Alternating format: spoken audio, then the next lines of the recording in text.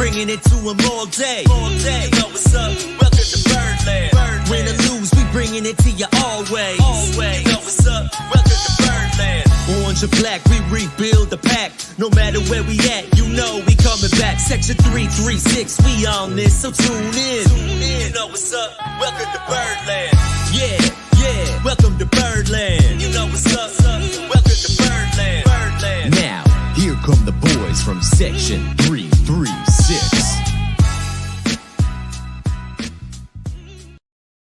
Ladies and gentlemen, boys and girls, Baltimore sports fans of all ages, welcome to Section 336, the next generation of Baltimore sports talk. I am your endearingly stuttering host, Matt Soroka. As always, I'm joined by the button lover and lifelong Brave fan, the Josh Soroka. Hey, Josh. Hey, how's it going? Good. Yeah, lifelong Braves fan over here. How come you're not wearing your Braves jersey? I can't find one. I looked. I found one. Yeah. I found one. This room sounds weird. I found one Brave shirt at Target over the weekend, and it was like a double XL. So that was not going to fit me. I tried. I tried to get a Braves fan so I could fit in a Braves shirt so I could fit in with everything over here. Even went and watched the World Series last night with a Braves fan, hoping they would win it in Atlanta. Yeah, it looked like it. What, a grand slam first inning? And then yeah. Is anyone more excited that the Astros came back than Bud Selig? Yeah. It's not Selig. Who's the current guy? Fred Manfred. Yeah. Fred Manfred. Yeah. But yeah, I don't know. If you would show up on this podcast with a Braves jersey, I might just end this whole thing. No, that's why I wanted to do it. How about you go start your own Braves podcast, Josh? You should start your own Braves podcast. Yeah, I'm going to call it the Tomahawk Chop. Okay. Which I assume there's a Braves podcast. That's going to get some 1-star reviews. There's better be a Braves podcast already using that name. Yeah. Well, I don't know. I've never listened to Braves podcast because I'm an Orioles guy. So Neither. I am an Orioles guy too. So I guess we're different in that respect. I'm just an Orioles guy. I'm just, yeah. You know, if I'm around Braves people, I'll support them. Did you stay till the end of the game yesterday? I did. Yeah. You stayed till the end of the game? Yeah, like midnight. It was a 4-hour game last night. It was ridiculous. It was it was after midnight definitely when I left. Oh yeah, it was. I looked it up. It was on the dot 4 hours. Yeah. So it's whatever ridiculous. the game started, 8:15 or whatever. Yep. 12:15. Yep. Yeah. I'm not saying it's a good thing, and that's not good for baseball at all. But it was a long game. And I stayed because I really wanted Atlanta to win at home. Yeah. I know it's always fun to see the team win in their stadium. Yeah. Yeah. But what is it? Is now 3 more at Houston? Or do they get 2 or they get all 3 of them? There's only 2 left. It's 3-2 right now. Oh yeah, there's 2 left. Yeah, it's about to be at Houston. Yeah, so it's 2 games in Houston. 2, 3, 2. Carry the 1, 7. Mm-hmm. All right. Yeah. So how are you doing? We kind of jumped the podcast straight into Braves talk. How was your Halloween? It was fine. Kids dressed up. You know, we got a new house now. Yeah. And last year, townhomes. That's a big deal for trick or treating.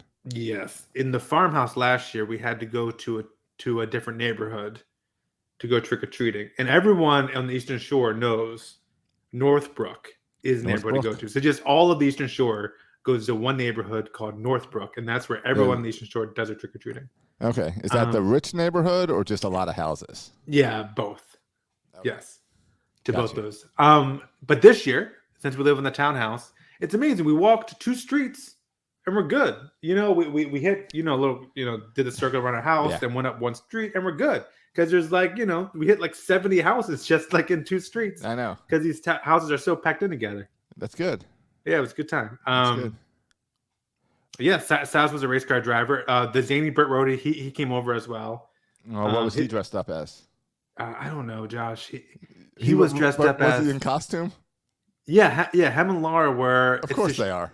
It's a show, Karate Kid, but it's like a current show with Karate Kid. Are you aware of this thing? Cobra Kai. Yeah, Cobra Kai. That's right. I did see a picture of him. I had never heard of that before, but that's the thing. It's a Netflix show. Yeah, but good for Albie, Bert's kid. He was representing the Orioles, sporting his Trey Mancini, had the eye makeup on. He was all out. I get that. It's also a lazy costume. We've all done it. I feel like that's lazy for a 35-year-old man. For him, he had the eye black makeup, he Right. had the stirrups, he had the official Orioles thing. Except he is the Zany Burt Rody's kid. So you know he has all that when he goes to his Little League practice also. Yeah.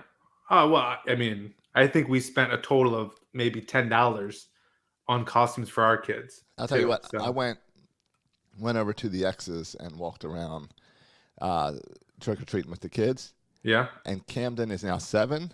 I think 7 is the perfect age for trick-or-treating. Yeah. Because she would be excited and run to every house.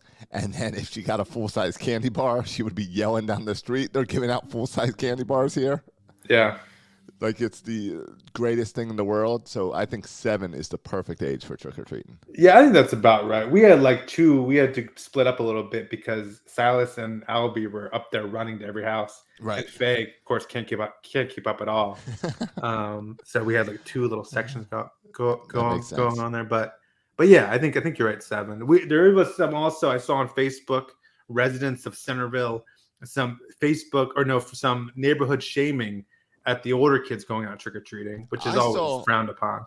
I saw more older kids than I normally see last night. Yeah. And I don't know if it's I get older and I get more irritated at the older teenagers. And I'm torn because, like, I kind of, part of me says, oh, yeah, that's a shame the old kids shouldn't do this. Yeah.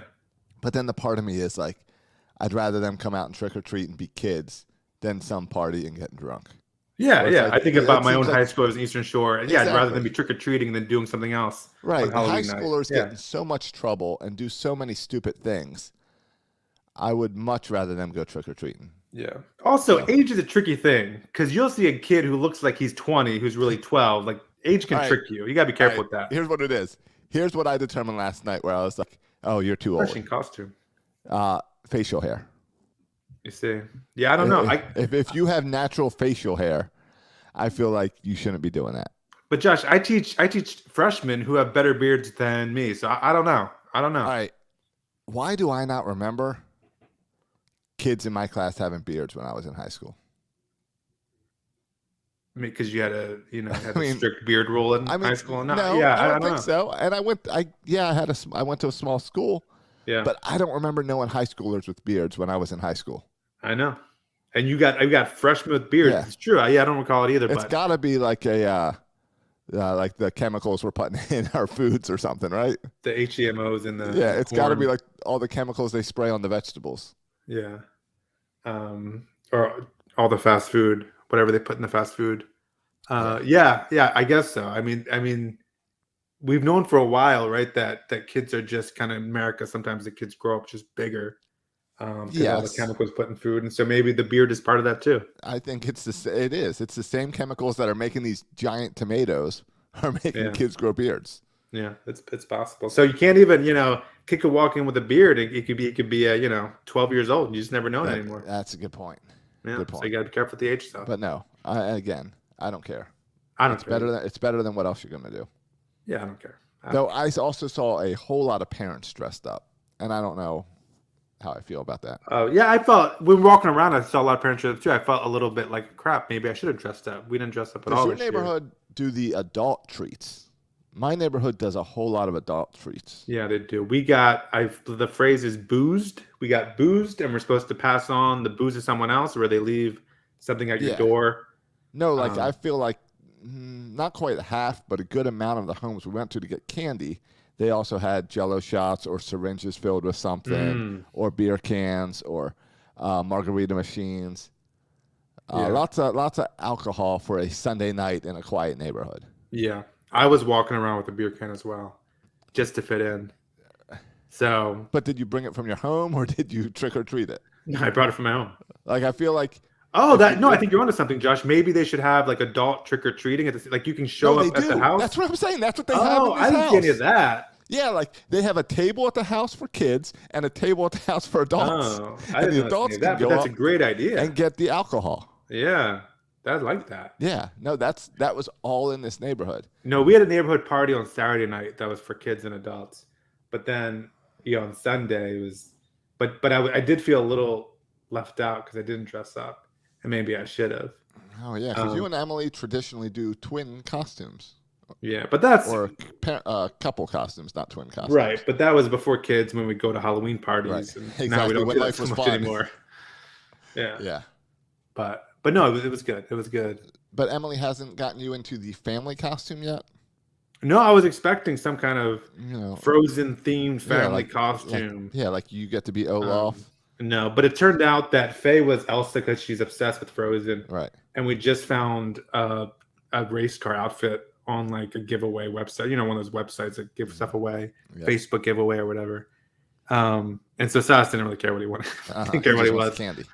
So yeah, so he just put him. He didn't. Yeah. So he was fine with whatever. Awesome. Good. Yeah.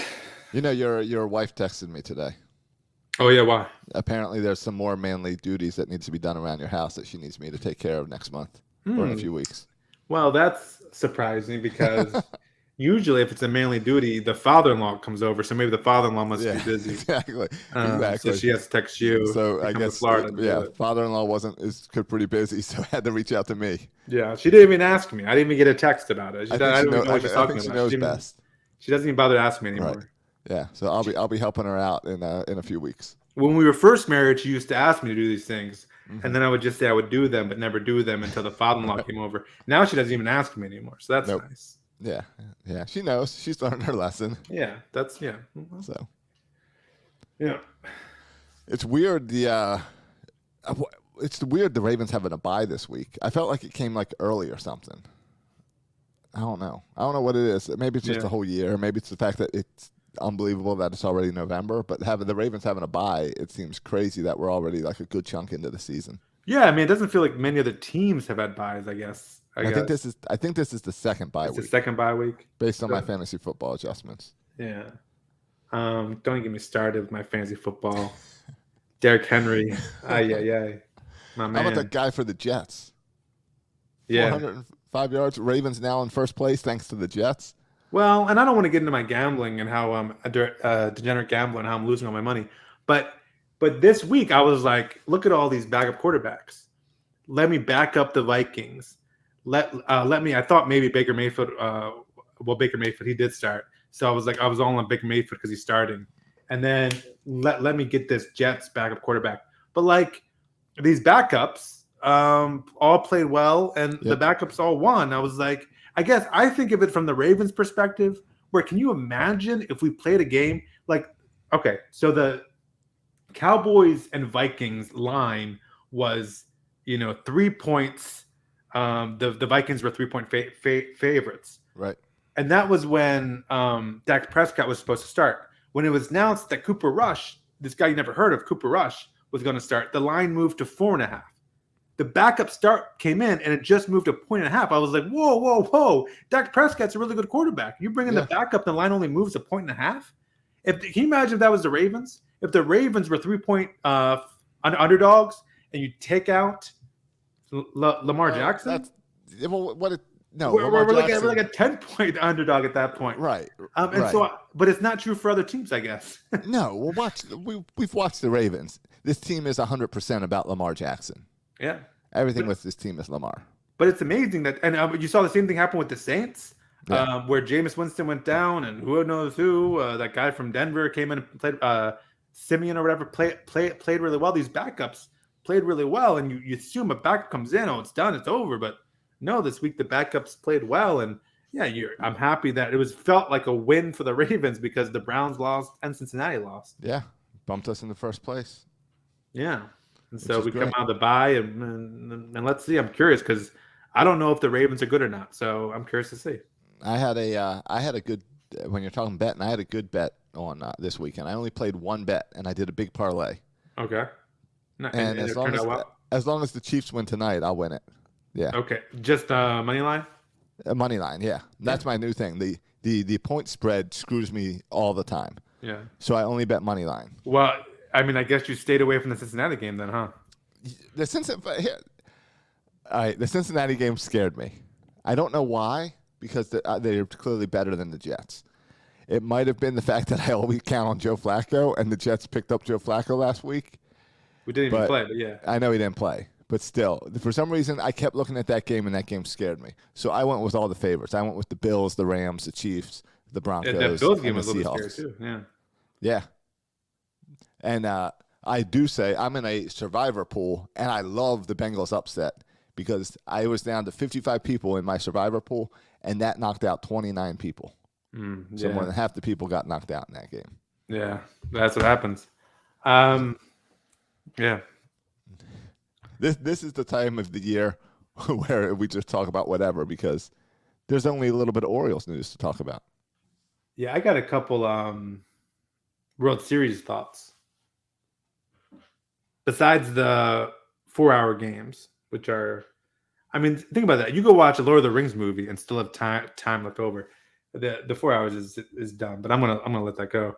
But I got a couple of takeaways from the World Series.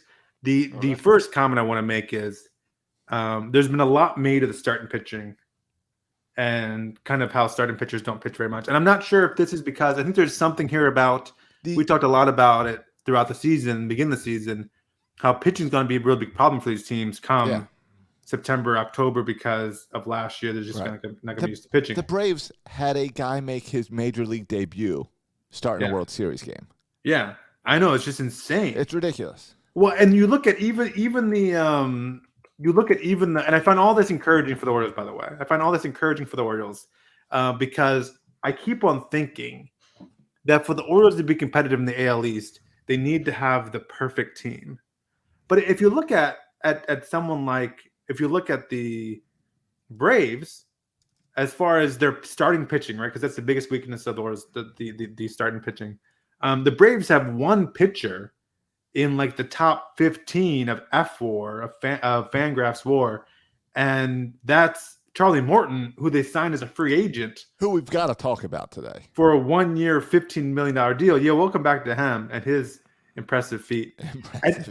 And for the Astros, they only have one guy, starting pitcher in WAR in the top 30, and that's Lance McCullers, who's not even pitched in the World Series because of forearm soreness or something. And so if you look at all the best pitchers in the MLB, right, you go through your Walker Buehler, you go through your Max Scherzer, your Garrett Coles, your Brandon Woodruff, your Corbin Burns, your Zach Wheelers, whoever you want, your Jose Perez. None of these top pitchers are in the World Series. So for me, it goes to show that you do not have to have the perfect team. You don't need to have 5 aces. You can just kind of figure it out, get to the playoffs, and then, roll the dice. But this is also where you could make the argument that the World Series does not have the best baseball teams in it. Absolutely. Because there's a bunch of 100-win teams that are not in the World Series. Yeah, but that's part of my point is you don't need to be the Dodgers. No. Right? Like you a flawed team. Like I think sometimes we want the Orioles to be this kind of perfect juggernaut team and have, the perfect guy at every position. Right. And you don't have to have that. You don't have to wait till 2040 when all this stuff comes together. Like you can put together a team right now that could be competitive, and then you get lucky and you do what the Braves do and you trade for 3 outfielders and you get on a run and you make the playoffs. You could. And then when the playoff happens, who knows what will happen. And this would be what we know as Raven fans. You get into the playoffs and you see what happens. Yeah. When the Ravens won the Super Bowl, they weren't the best team in the regular season. They got hot for the postseason. Yep. They went in as a wild card. Yeah. So that's the beauty of playoffs. I mean, we talk about all the great quarterbacks out there, and that's fine. And we all want to say it was Lamar Jackson, the best quarterback in the NFL. How does he rank up? It's Aaron Rodgers. Right. But we won 2 World Series with Trent Dilfer. 2 Super Bowls with Trent Dilfer and Joe Flacco. Yeah. You don't need to have the best in the league, to win the Super Bowl. But you're also on to something about the pitchers, because even like the Dodgers, they ended up having issues with Max Scherzer not being able to pitch in the playoffs and stuff. Well, and Walker Buehler. He didn't pitch in that entire championship series. So Right. So you're right. There is something to how much wear and tear was there this year after last year. How much did the pandemic season cause this? Yeah. And who knows if Charlie Morton would have been more well-rested, maybe his leg wouldn't have broke. I don't think that's got nothing to do with the rest. But all right, so ball up the middle. Morton. Yeah, I was watching this when it happened. It was and it went off the calf or something, and it rolled to Freddie Freeman, and it was just like, okay, and whatever. And he was out at first. It was Right. You see that happen sometimes. Yeah, and he pitches through the pain. Yeah. Gets out of the inning, comes back, pitches some more until Has like 2 strikeouts or something. Yeah, hits his last pitch. I think was like 95 miles per hour. Yeah, I think it was 16 pitches total. Yeah. After getting struck, turns out it was a broken bone. That's crazy. It broken reminds leg. me of the Kurt Schilling bloody sock incident. Except that while he was bleeding, we all knew that was going on. Right. This and that was, know. I think, I'm not even convinced that one was real. No, this is way more painful. Yeah. This actually happened. I'm not even sure the bloody sock thing ever really happened. I saw some catch-up packets over in the dugout in one angle. I'm not even sure the whole thing was real. Because it's Kurt Schilling. Yeah, sure. So I don't believe anything about him. Yeah. But this was definitely real. With the broken leg, got the X-rays to prove it. Mm-hmm. No, the other comment I want to.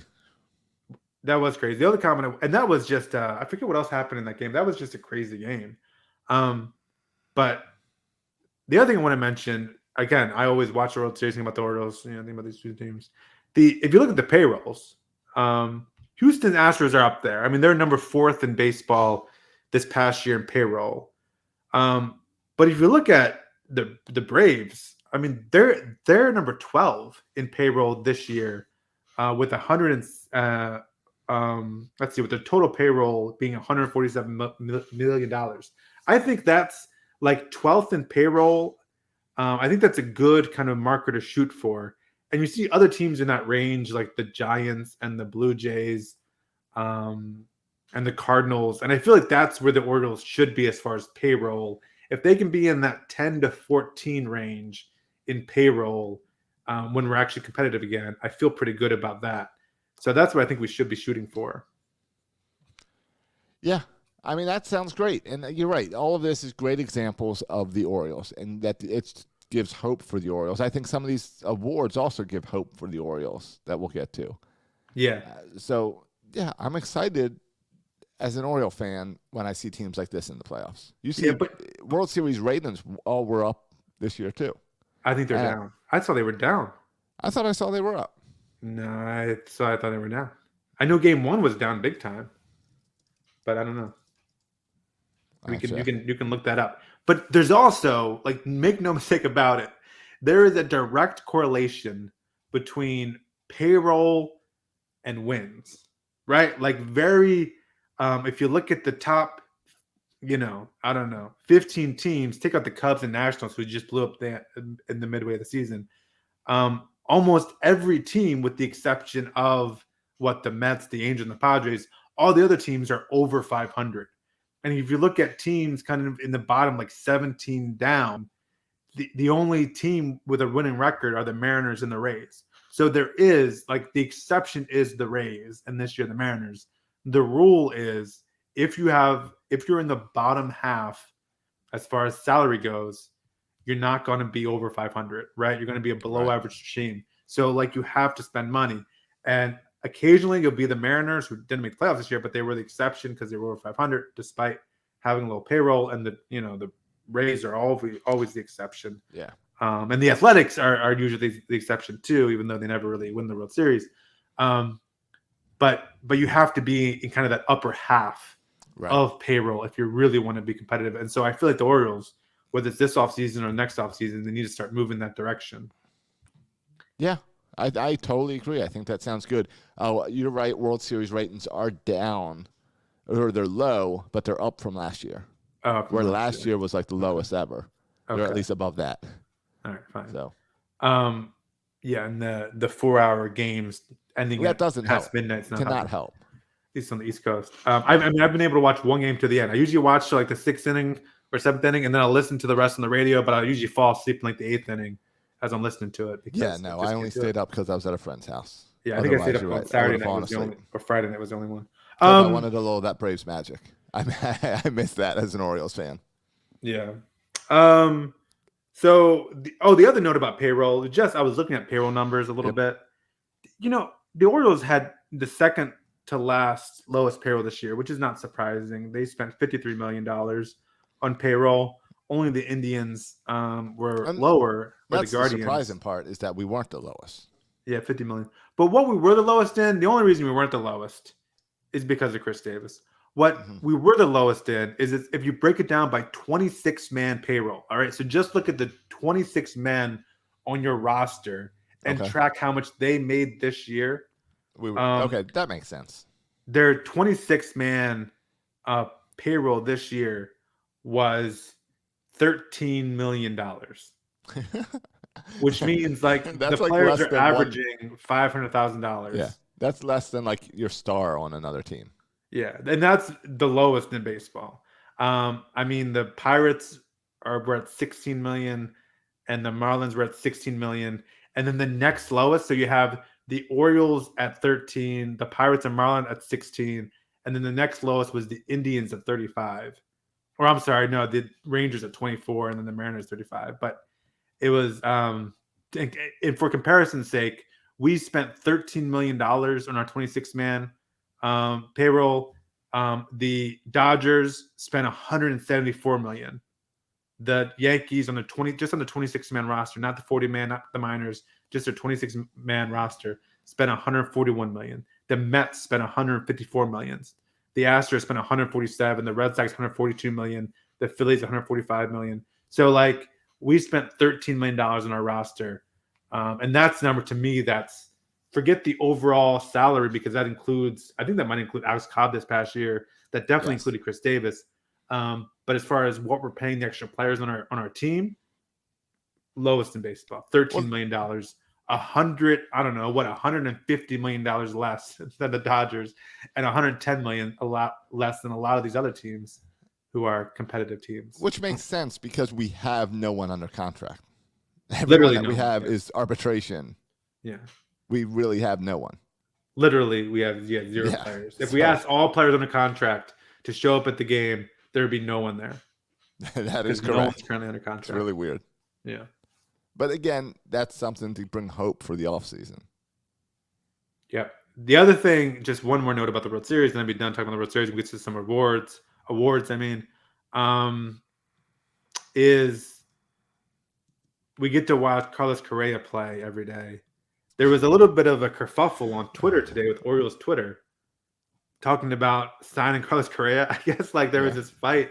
It's just like the dumbest fight ever. This is what makes me so mad about people. Like the fight was about whether or not the Orioles should pursue signing Carlos Correa. Yeah, what was the argument not to? That the window is not here yet. Like we shouldn't start signing guys yet. I hate that argument. I hate the whole window argument. It's so dumb. Anyone, and I don't care what year it is or what your record was or what. Like any fan who argues against signing the best available free agent. Like, I don't understand you.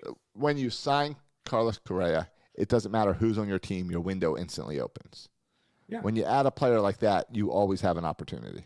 Yeah. I mean, I don't understand. Even if you think that the Orioles won't be competitive next year, even if you think if they sign Carlos Correa, they still won't be competitive next year, I still would want Carlos Correa on my team, even if I didn't think it meant we were going to be competitive next year. Like, I still want Carlos Correa on my team. Like, I don't understand any argument that you can make where you think signing Carlos Correa is a bad thing. Unless they're going to sign him for a 20-year billion-dollar deal and you don't want it to, hinder what you do in 10 years. But, Mike Elias is not going to do anything stupid like that. We're not talking about that. So I don't really understand an argument against, not to mention Carlos Correa's skill set is different than that of Chris Davis. He plays a different position, a different history. Like, I know we all go with the Chris Davis route for a big contract, but this is a different situation. I don't think we should, shy away from all free agent contracts just because of one bad experience. But yeah, I mean, I don't think the Orioles will sign Carlos Correa, but they should. And I don't understand the argument from a fan. I mean, I get maybe if you're Mike Elias, like you can talk about it, like, how much you want to spend, right player, right price. But from a fan perspective, it's not my money. From a fan perspective, how could you not want Carlos Correa on your baseball team? I don't understand that. Yeah. No, you are correct. It doesn't make sense.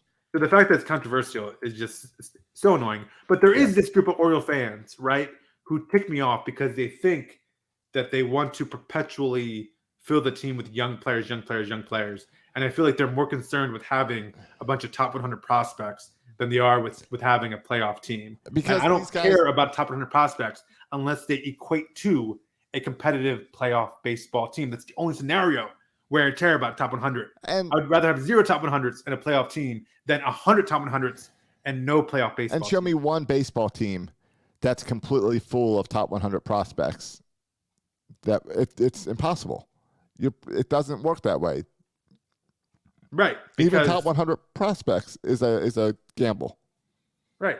Because eventually they graduate and go off the list. And exactly. And if your whole goal is just replenishing the top 100 list, well, that means your goal is to trade away major league talent and draft high in the draft every single year.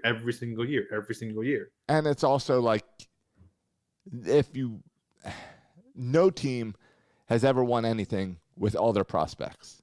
It's not like, I feel like the people who do that argument think that rebuild means we suck for 7-8 years, and then suddenly we have a team of prospects, and these guys play together for 20 years and win us 10 championships. Yeah. I mean, and Orioles fans should know better, right? Because we can go down a list of first-round picks who didn't work out. All of them. I mean, I can give you top prospect. I can give you a Chance Sisco. I can give you a DJ Stewart more recently. We can go down the Dylan Bundy, Kevin Gossman route. We can go down with all the pitchers. We can go all the way back to Ben McDonald if you want to go there. Like, we can talk about first-round busts all day. We can talk about top prospects. We can talk about Yusniel Diaz. We can talk about top prospects. Hunter Harvey. Turn out to be top prospects. We can talk about Hunter Harvey, supposed to be a great starter. Now he can't even be a bullpen arm. Just go through the cavalry. Yeah. Any member of the cavalry. Yeah, we can do this all day.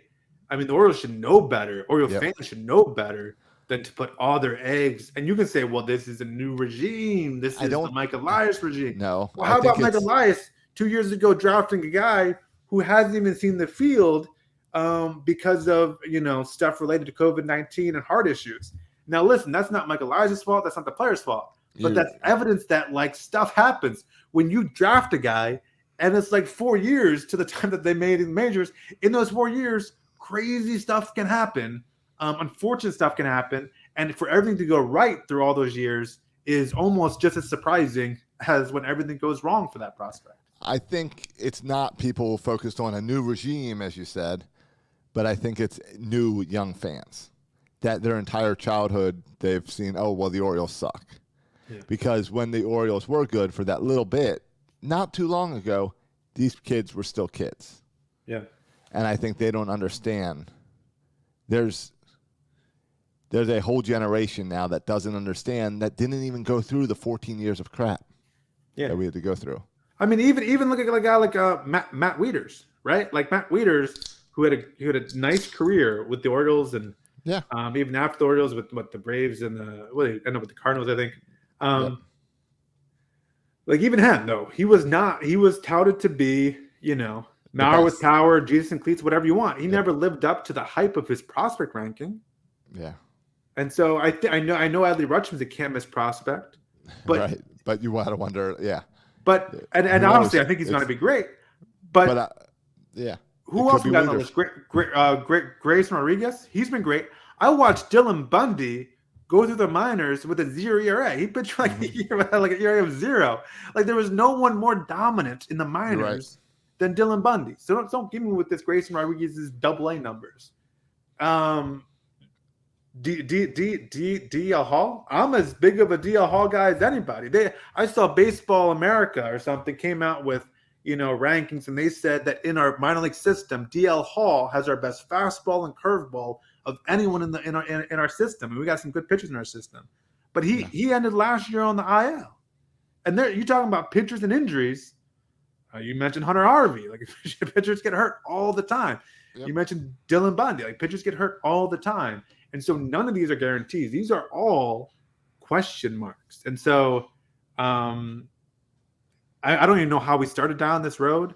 And I want to get prospects. And I want to make it better. We were still talking about the World Series. Yeah. And but you need to – you look at the Braves, right? Their ace, Charlie Morton, they signed to a 1-year deal. Yeah. And they just up to another 1-year deal. There's you can sign a good pitcher to a 1-year deal and build your team that way. I think part of the argument is, the Braves traded for their whole outfield, literally a whole outfield. They traded for. They built around guys like Freddie Freeman, their best hitter, Acuna out for the year. Their best pitcher, shout out to our kind of namesake, Mike Soroka, out for the year. And they still found ways to be competitive and compete and make it to the World Series. And so I think if you're just going to sit here at the Orioles and wait around for all these prospects to turn out, A, half of them won't. Mm-hmm. B, even if they all turn out, you need to supplement them with major league talent. And so at some point, you're going to have to start, busting the paycheck and making those deals. Totally agree. Yeah, that's all my thoughts on the World Series, I think. Yeah. So Josh, do you think have we witnessed the death of the starting pitcher? Or is this just a 1 year kind of blip thing? I think this is a 1 year blip. I think this is a 1 year blip. I think it's a weird year because of protecting pitchers, because we did cut to the playoffs and see there was a lot of wear and tear. I think the starting pitchers are going to prepare this offseason better and come back next season strong. The starting pitchers and the ace immediately come back in the game as soon as you got dominant pitchers again. Yeah. I mean, if you think about if the Dodgers were healthy and you were rolling out Scherzer and Buehler and Urias, we wouldn't be having and this Kershaw. Discussion. Those guys would be throwing 6-7 innings every single start if they were healthy. Yep, I agree. But yeah, I also wonder, Mike Elias, I feel like was very careful about managing the innings throughout the year.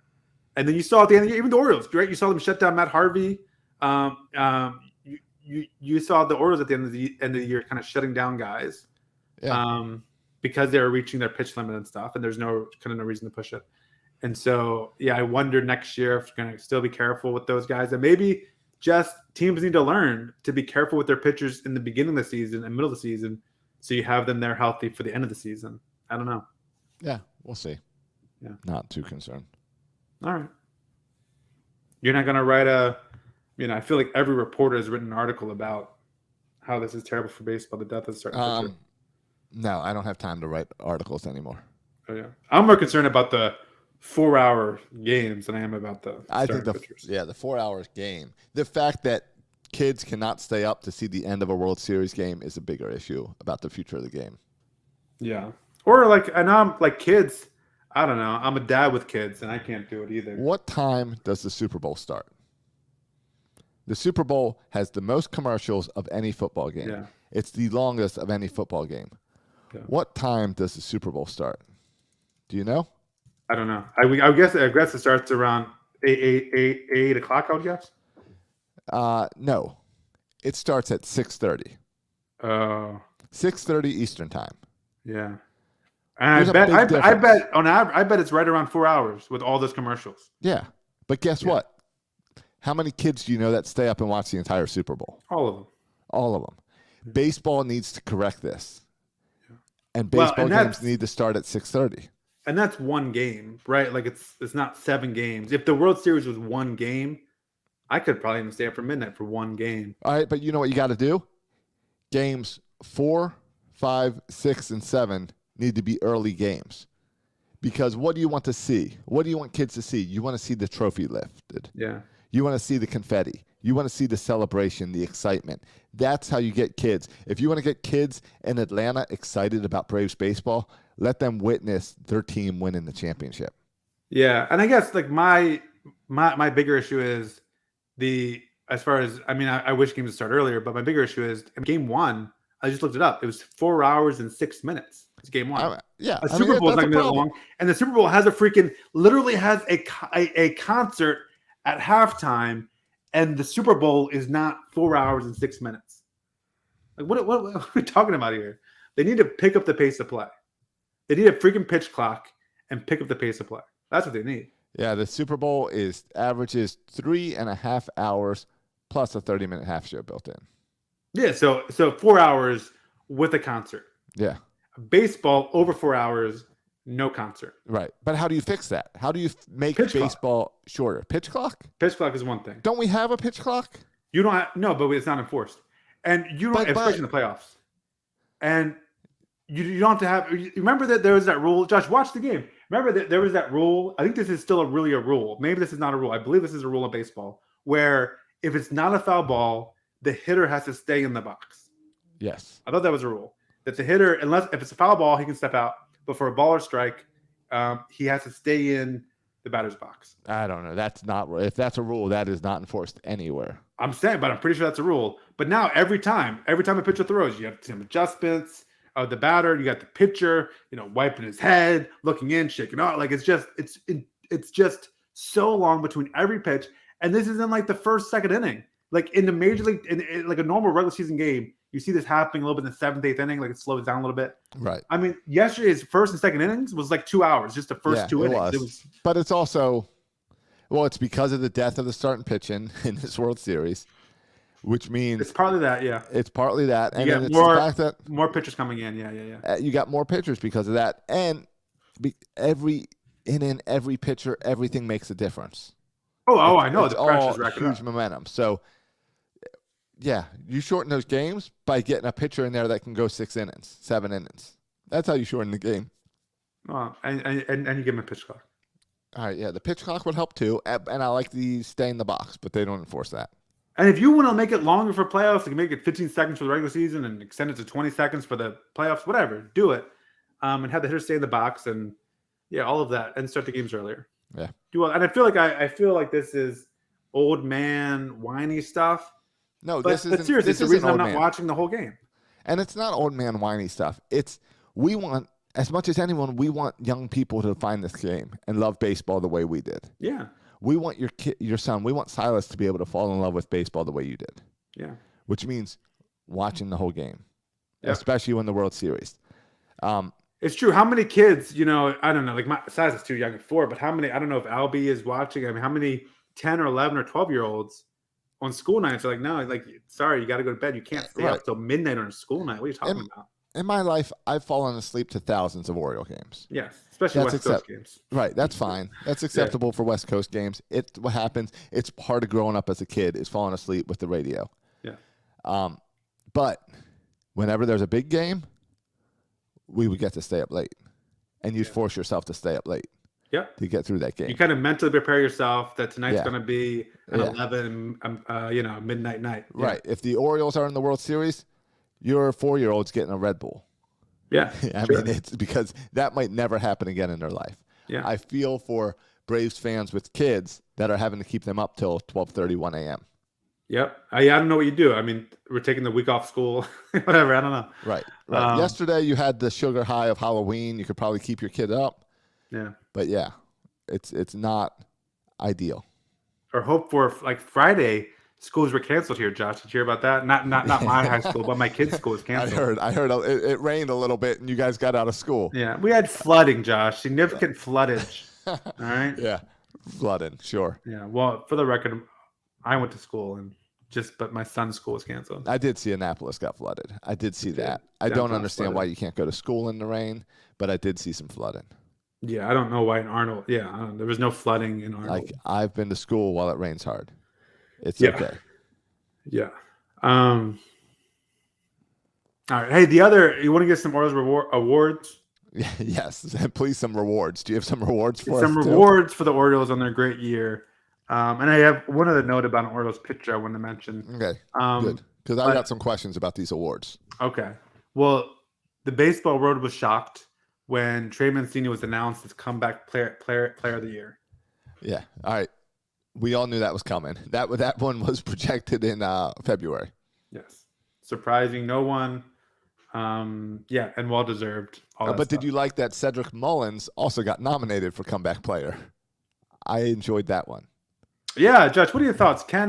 Because I don't know how you compare the two, right? Like one is a guy who struggled. Oh, I can compare the two. And then he got good. Another guy had cancer and then came back from cancer. Yeah. I feel like those are very two different comebacks. Yeah. And it makes me think Cedric Mullins coming back from crap is more impressive than coming back from cancer. Cedric Mullins was out of the game. He was washed up. He was done. And to put up the numbers he put up, I think is more impressive than beating cancer. Well, I don't know about more impressive. For me, it's different. And on it's the baseball more field, surprising. It's more Cedric surprising. Mullins' season this year was more surprising than Trey Mancini's season. On the baseball field, as far as baseball only, it's more impressive. Trey obviously gets it because of off the field beating cancer. life is more impressive. Yeah. Right. Coming back from life is more impressive, but coming back on the baseball field, Cedric Mullins is really impressive. So it was nice to see him get a little honor. I agree. It's just funny that both those names are on the list. When I feel like there should be two separate categories, right? Like life stuff and then just baseball improvement stuff. They should make just a strikeout cancer award, and it's the award for if you beat some off the field stuff. Well, I like comeback player of the year because that includes injuries and other stuff. True. But like I feel like there should be like a most improved player award. Yeah, right. Because Cedric Mullins was super impressive, but what did he overcome? Nothing. Right. He overcame sucking. Yeah. Exactly. But that's not overcoming something. That's like, I don't know. You got your head on straight. He overcame being demoted to Bowie. He overcame he overcame switch hitting. Yeah. But yeah, obviously Trey Mancini, easy call, but still good to see. Yep. The other one, I don't know where is it? He was what did Ryan Mountcastle win? The outstanding rookie of the year. There it is. And that's my question for you. What is the outstanding rookie of the year? And how does that compare to the person who won rookie of the year? Well, I believe the difference is because the rookie of the year hasn't been announced yet. No, hold on. I thought rookie of the year I thought rookie of the year was Garcia. No, it's not announced till I think the 15th. Then what did Garcia won rookie of the year? I'm telling you. I don't think so. Hold on, rookie of the year 2021. I believe November 15th is announced because I assume Ryan Mountcastle will win that one as well. JK, he won't win, but Garcia is just the third Ranger ever to win the AL Rookie of the Year. 2021. Okay, this is the Sport and News American League Rookie of the Year. Okay. So Garcia won the Sport and News. Ryan Mountcastle won the Players Association Outstanding Rookie of the Year. Yes, and then Major League Baseball has their awards. This is the Gold Glove Award, which, by the way, a big old snub in the Gold Glove Awards for Cedric Mullins. He's not even on the list as a finalist, but whatever. But yeah, and the MLB has the Silver Slugger and Rookie of the Year, Manager of the Year, and Cy Young and Most Valuable Player. All right. And they haven't been announced yet. All right, so November 8th is when they're announcing this. Announcing what? The Rookie of the Year? The nominees. And November 15th is when they announce who the winner is. So the question is, on November 8th, will Ryan Mountcastle even be nominated? Right. Baseball is screwing this up. Nobody cares about your sport on November 15th. You need to make the nominations during the championship series. Then you make the announcement during the World Series. You've got these days off, traveling between cities. You can have a nice little banquet, a nice little presentation on a Monday night that's a travel night. And like tonight, there's no World Series game till tomorrow. Tonight would be a great night to do some awards. Yeah, I guess. No, but the super impressive thing about Ryan Mountcastle, and he's surprising that he won, is that he sucked until June?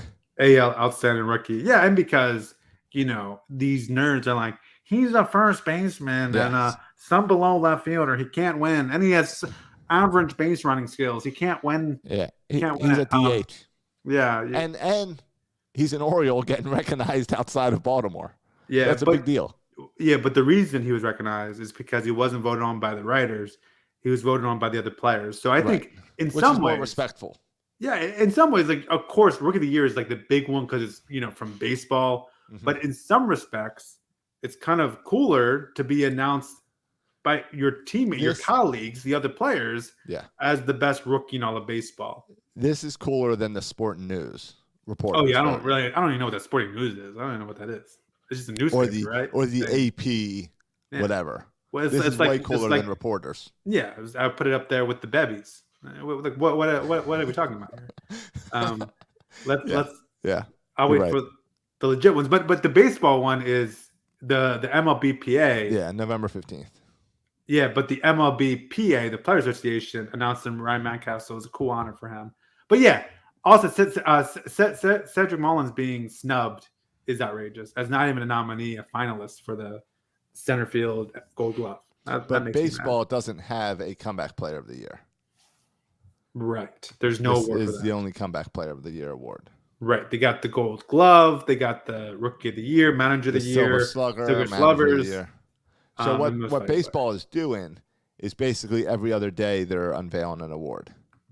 So like Gold Gloves is November 7th, Silver Slugger November 11th, Rookie of the Year November 15th, Manager is November 16th, Cy Young November 17th, and MVP would be November 18th.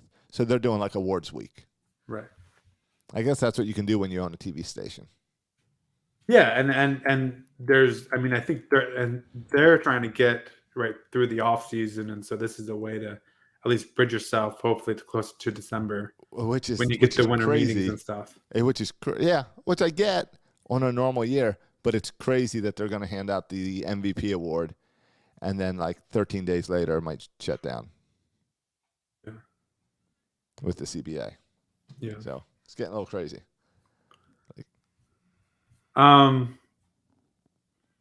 Yeah, I was as far as Silver Slugger awards, just the finalist outfielders.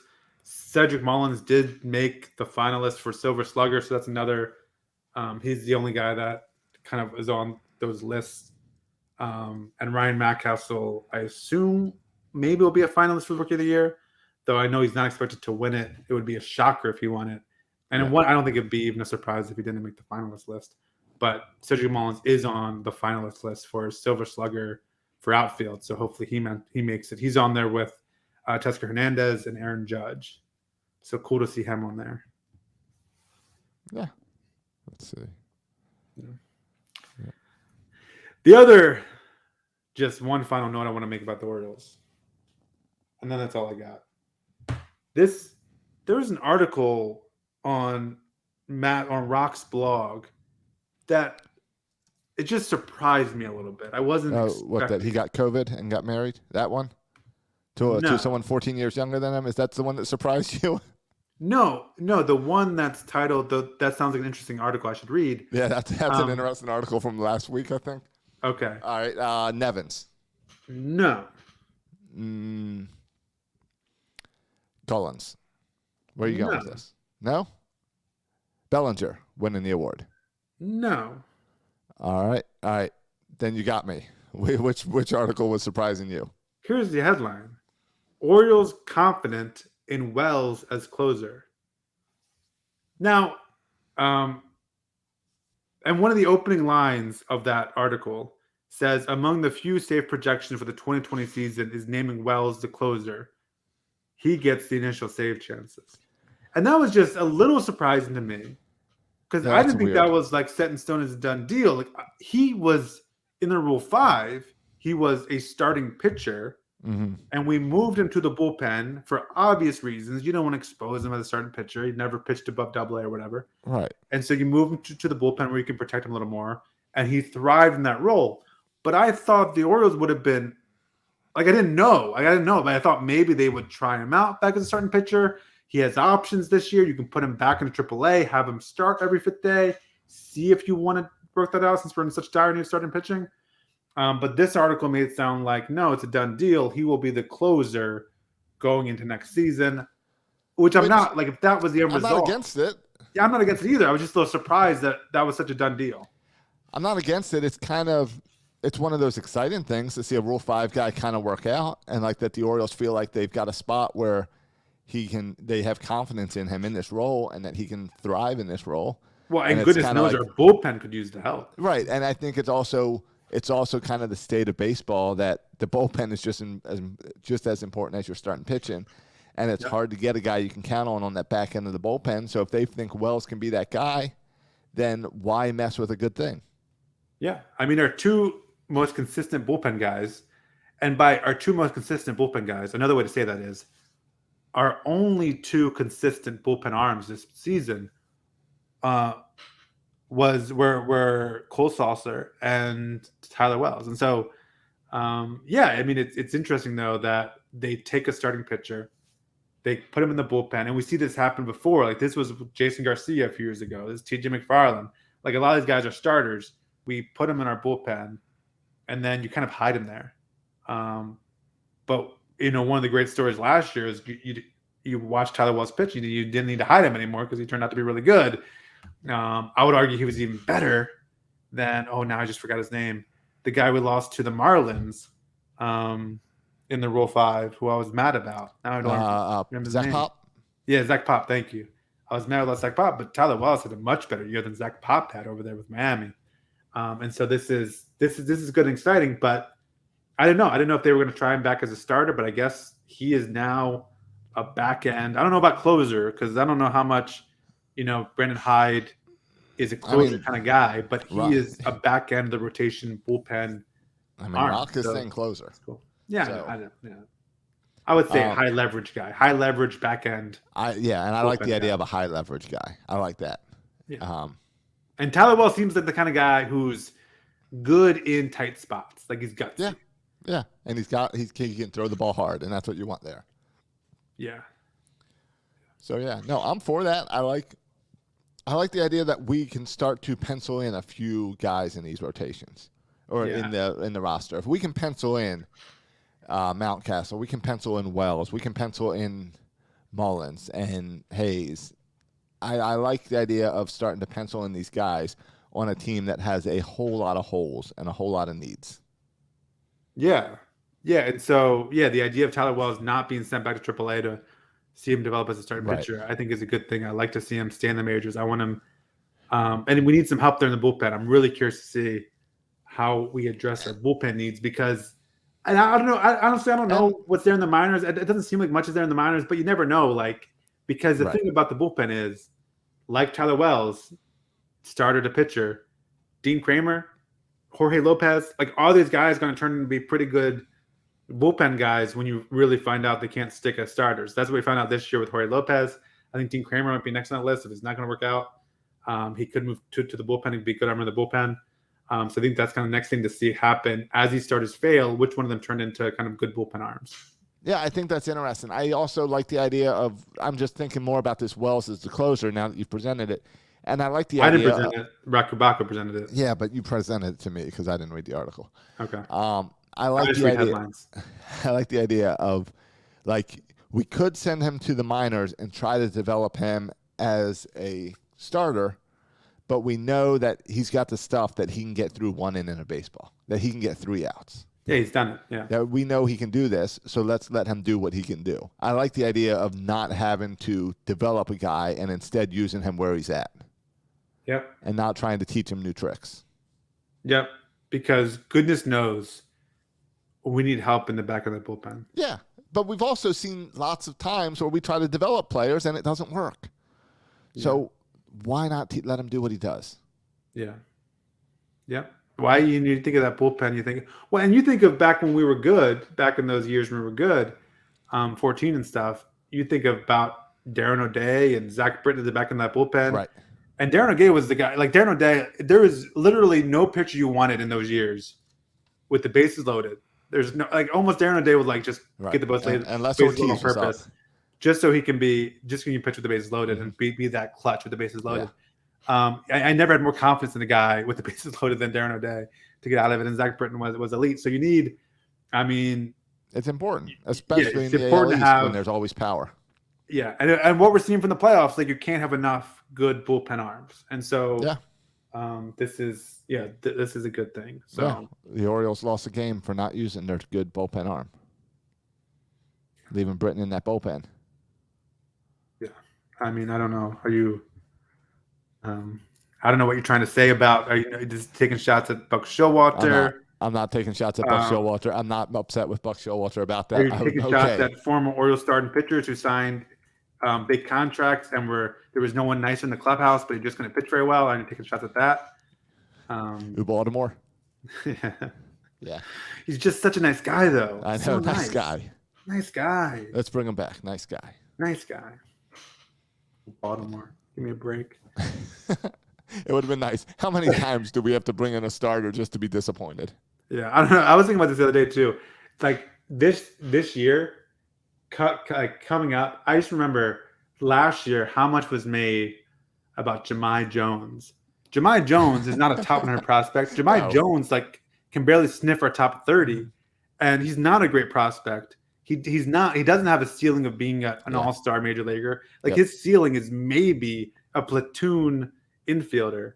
And there was so much hype all year and frustration and angst, even by me, about not calling up Jahmai Jones. All right, I don't think we get to Grayson Rodriguez and DL Hall and Cal Stowers and Adley Rutzman, of course. Can you imagine just the Heston Kjerstad, Colt Cowser?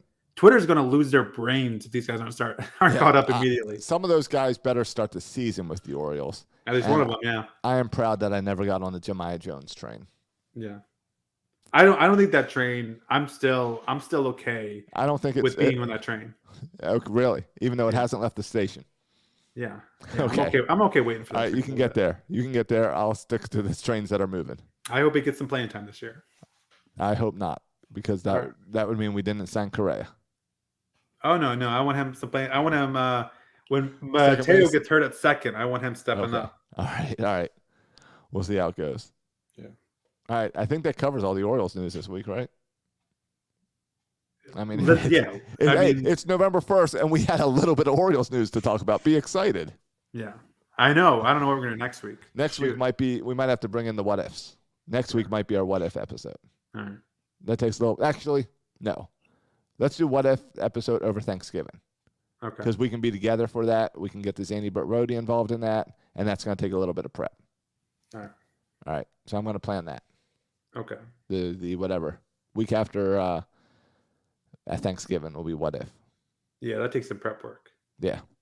All right. We'll figure it out. Hey, we'll have a World Series champion to talk about next week. Yeah. Maybe a guest. I got to put in a call. I got. We can get some guests in here too. I've got the. Hey, did you check out the rumor? I did. I saw episode 2 just dropped. I haven't listened to episode 2 yet. I listened to episode 2 today. I have an issue with Cal Ripken stories. Okay. Cal Ripken is such an idol of mine. Yes, mine as well. That just talking about Cal Ripken and talking about like 2131. If people just share memories of 2131, I get goosebumps. Yeah. You have that too? Yeah, no, I agree. I mean, this is a topic where we cannot be objective on. It's not like... I can't be objective. Yeah. I love this rumor. I've loved this rumor for years. Yeah. But I can't listen to this episode. I listened to episode 2, and I'm laughing at myself because I have goosebumps driving in the car listening to it. Yeah. I cannot be objective to this. Yeah. And no matter... If they go and prove this rumor true, it will not destroy my idolization of Cal Ripken. Oh, I could care less either way. It doesn't matter. Care less either way. That's part of the show is like part of it's kind of dumb to me in the sense that it will destroy your relationship with baseball. It doesn't matter to me either way. It doesn't matter to me. If anything, I could care less about that. Like I'm entertained and I want to know where the story goes. Yeah. But I don't care. I don't care. It's entertaining to me. I don't care. If they go out and prove that it's true, I am even more impressed that the Orioles shut off power. It doesn't make the streak fake to me. No. Even besides the fact that he'd already had beaten. I mean, this is after 21-31 to begin with. No, yes, it is. It's the year after. Yeah, it's the year after. He's at 2,400 games or something. Yeah, you're right. Yeah. So I mean, the streak's already done. Right. Anyway. So who cares? But even then, it's the fact it's amazing. I love this podcast because like I said, I've had a soft spot for this rumor. I tried to launch a podcast based on this rumor years ago. Apparently I was a little too early. Sam stole my idea. Yeah, well, you did it way better. Podcast production company. Yeah, exactly. He has a production company behind him. He has actual reporters behind him and access and stuff that I didn't have. So way better and impressive. And we'll get Sam on here soon. All right. He was on Bird's Eye View last week, so I kind of figured we'll space it out. So. Let's get a couple episodes under our belt. We can talk about. That's what I figured. Let's get something to talk about, not just an introductory. Yeah. All right. That or we could just skip Sam, and we could just get Cal and Kevin on here. Oh yeah. Yeah. I'm sure they would love to talk about it. I'm sure they would. I'm sure they love the idea of their podcast. This podcast. How excited do you think they are? Now, here's the thing. All right.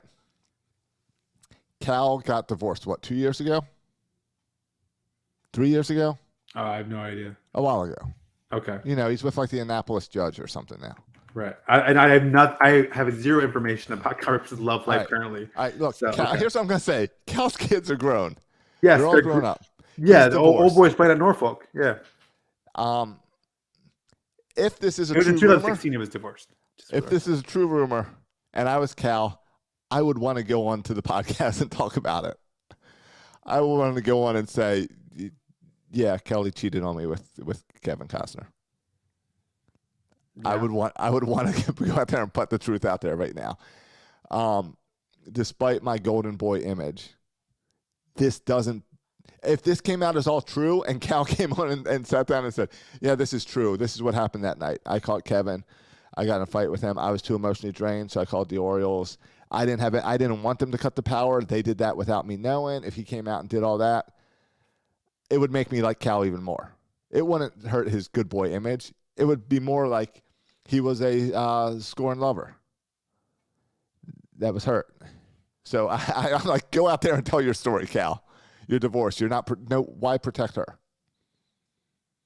Yeah, I guess so. I'm sorry. Now I'm just distracted looking at his love life and getting married to Judge in 2018. You must have forgot the story of during the pandemic when the judge had like a Zoom session and suddenly Cal's head popped into the virtual background. No, I felt like Cal's family, all the drama was with the mother. But no, I forgot about that. That was years ago with the kidnapping. Yeah. The kidnapping, of Vivian. And maybe it's because I am recently divorced. So if I had that story, I'd come out and share it. Yeah. But I think Cal should share the story.